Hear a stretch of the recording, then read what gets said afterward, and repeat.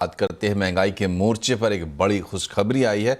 Retail महंगाई दर 10 साल के निचले स्तर पर पहुंच गई है। अक्टूबर में रिटेल महंगाई दर 1.44% से घटकर 0.25% पर आ गई है। इस दौरान खाने पीने की चीज़ों की कीमतें घटी हैं।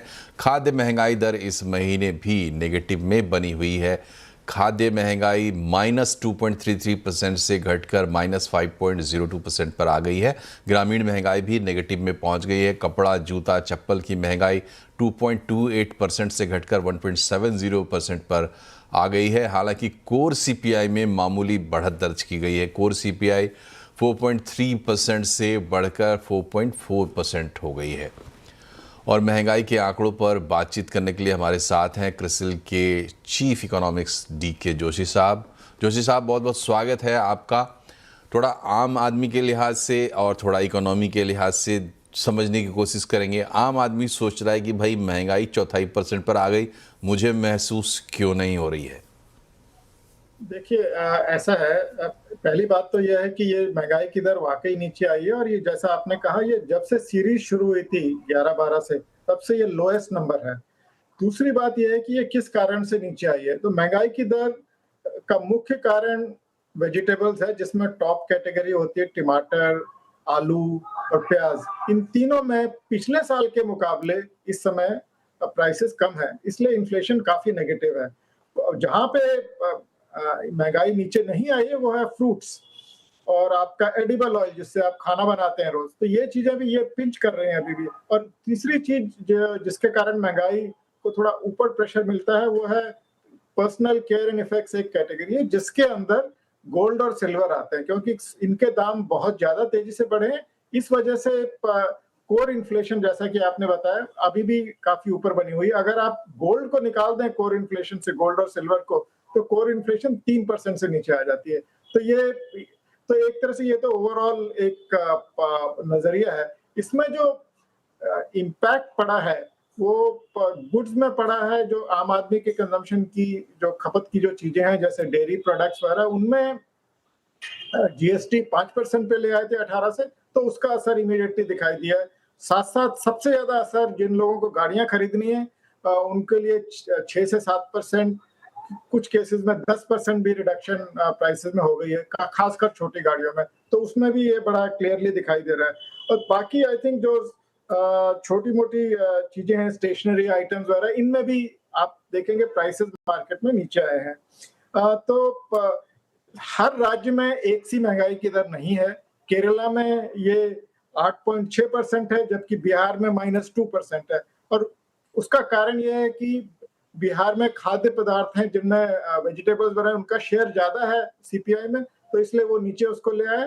और केरला में गोल्ड और सिल्वर का जो शेयर है वो बहुत ज्यादा है उनके सीपीआई बास्केट में, तो इस वजह से उनकी महंगाई की दर ऊपर ही बनी हुई है। अगर गोल्ड और सिल्वर को निकाल दें तो उनकी महंगाई दर भी इतनी ऊपर नहीं होगी, नीचे आ जाएगी। और तो आई थिंक मोटे तौर पे ये है कि अब इससे उम्मीद बनती है कि आरबीआई अब रेट काटेगा, क्योंकि लगातार पिछले कुछ महीनों में जो इन महंगाई की दर आ रही है वो एक्सपेक्टेशन से नीचे आ रही है। और ये एक मौका और क्रिएट करता है रेट कट का, आई थिंक, आते हुए। कट की बात तो आपने की, लेकिन रेट कट तो सिर्फ महंगाई से रिलेटेड नहीं है। अभी जो हम देख रहे हैं, पास जो हमारा एक्सपीरियंस है, ओवरऑल इकोनॉमी के हिसाब से थोड़ा इसको आप अगर डिसाइफर कर दें तो आम लोग थोड़ा समझ पाएंगे कि इतने नीचे स्तर पर महंगाई के आने का मतलब क्या है हमारी पूरी अर्थव्यवस्था के लिए, और आगे हम क्या कुछ देखने वाले हैं रेट कट के अलावा भी, अगर हम समझना चाहें तो। देखिए, इसका एक जो नेगेटिव साइड होता है महंगाई की दर का, लो आने का, WPI इन्फ्लेशन तो अभी इससे भी ज्यादा नीचे आएगी।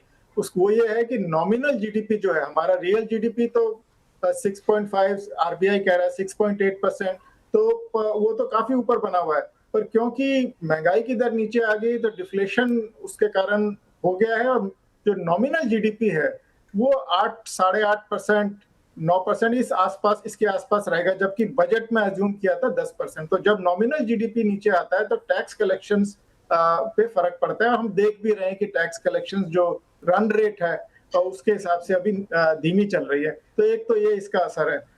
दूसरा ये असर है कि इससे ये भी जता रहा है कि थोड़ा प्राइसिंग पावर इस समय कम है और जो कॉर्पोरेट्स हैं उनके जो प्रॉफिट्स मार्जिन है वो थोड़ा नीचे ही रहेंगे, मतलब उतने ज्यादा उसमें ऊपर आने की अभी उम्मीद नहीं करनी चाहिए आई थिंक। और तीसरी आई थिंक चीज ये महंगाई की दर से, जैसा मैंने बताया कि इससे एक ऑप्शन क्रिएट होता है और एटलीस्ट कंफर्ट क्रिएट होता है कि रेट कट अभी करने के लिए स्पेस है आरबीआई के पास। कब काटेंगे, किस वजह से काटेंगे, वो हम अभी उन्होंने पिछले 2 पॉलिसीज में नहीं काटा है क्योंकि सीआरआर कट भी चल रहा था, पर अब उनके पास अगर उन्हें लगेगा कि इकोनॉमी में थोड़ा सा भी कमजोरी आ रही है तो वो रेट काट सकते हैं। और ये अभी चलेगा सिलसिला कुछ और महीने, क्योंकि जो जीएसटी का असर है वो हमारा सितंबर से शुरू हुआ है, तो 1 साल तक उसका असर दिखाई देगा। एक बात और याद रखनी चाहिए कि ये महंगाई की दर इसलिए नीचे आई है क्योंकि पिछले साल महंगाई की दर काफी ऊपर थी, और वो बेस इफेक्ट जिसे हम इकोनॉमिस्ट बोलते हैं उसका वो भी एक कारण है जिस वजह से महंगाई की दर नीचे आ रही है।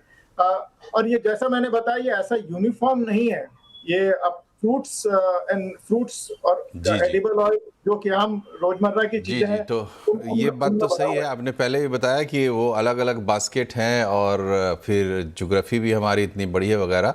बहुत बहुत शुक्रिया आपका डी के जोशी साहब हमसे जुड़ने के लिए और हमें समझाने के लिए महंगाई के बारे में।